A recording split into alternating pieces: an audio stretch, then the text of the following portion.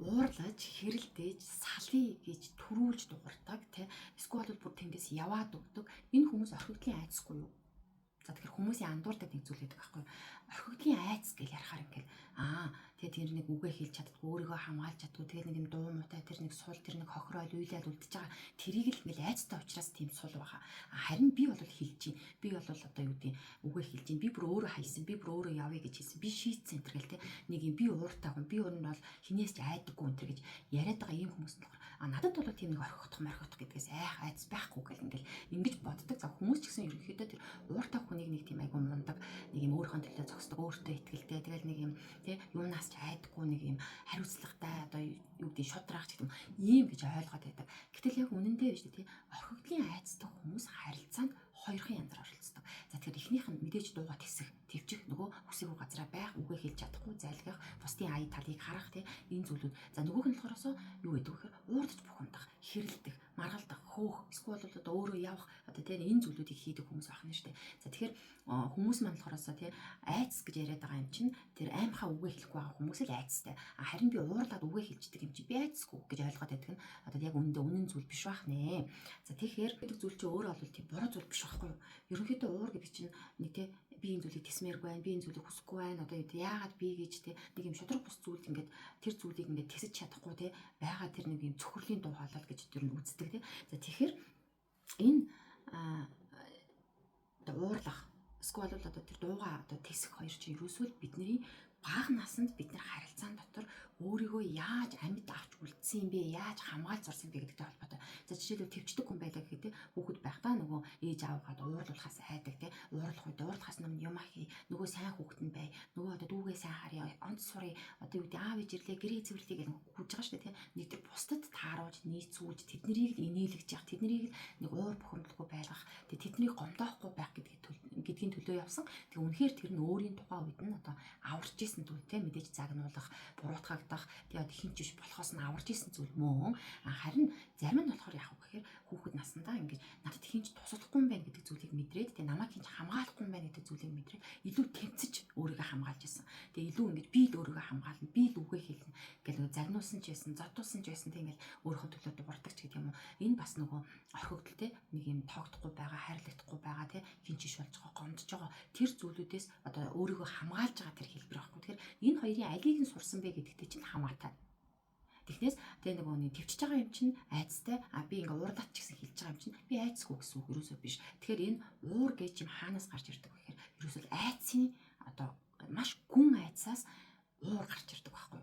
Тэгэхээр гүн айц тэр гүн айц хаанаас ирсэн бэ гэхээр мэдээж бидний багнаас шархнаас ирсэн байдаг. Мэдээж нөгөө орхигдох, хинчиш болох, гологдох тэр зүйлээс болж байгаа. За тэгвэл аюу олон хүмүүс ингэдэг нэг юм уурлах болгонтой салъя явъя. Би тэгнэ. За тэгэл болохгүй салчихгүй юу гэдэг нэг юм амархан зүйл ярьдаг. За зарим нь ч тэрэндээ хүртэгтэй ингээ явцдаг.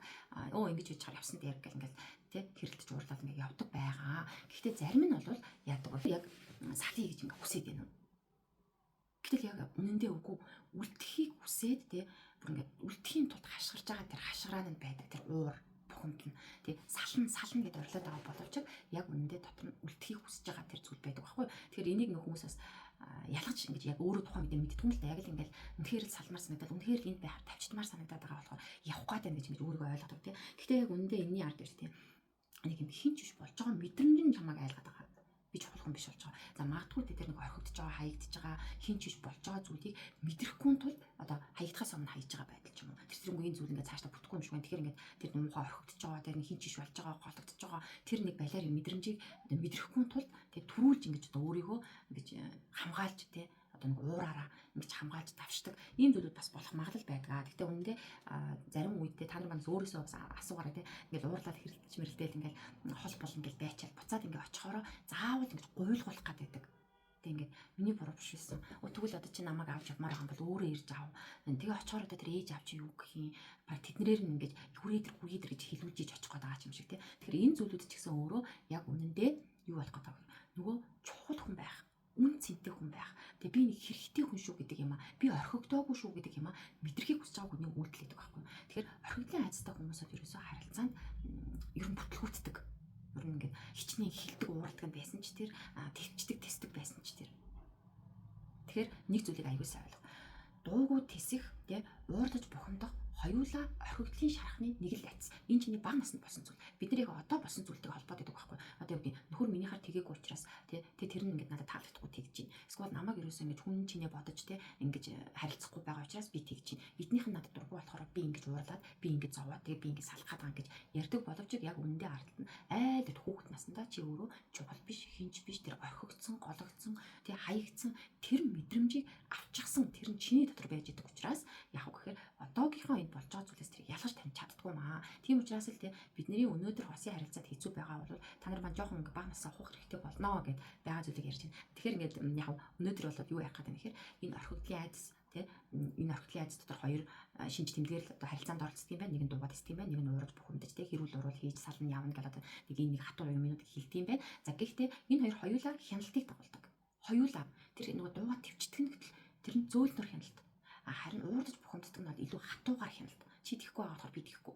Чи ингэж авчирч би ингэ гэж байгаа гэдэг ч юм уу тий. Нөгөөх нь болохоос амар тийм тий тэр нэг юм тэсдэг нь болохоос аюу тийм өр өвдлийн хүлцэнгүү тисэж өөрийгөө золиослсныг хараад тэр хүмүүс ойлгоод бахархаад одоо ингэн гэж ойлгодог. Гэхдээ харамсалтай энэ хоёулаа бүтлэхгүй. Хоёулаа бүтэмжтэй зүйл биш.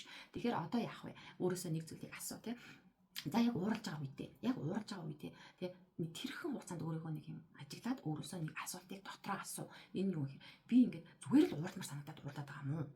Эсвэл хинч биш болоод тий тэр нэг юм орхигдоод байгаа юм шиг тэр мэдрэмжийг аваад тэрэнд нь уурлаад байна уу гэдгийг асуу. За хоёр дахь зүйл нь юу гэхээр ямар ч зүйлээс эхэлсэн хэрүүл тэмцэл уур уцаар бай. Тэгээ ямар ч одоо тийм бүтггүй зүйл бай хамаагүй.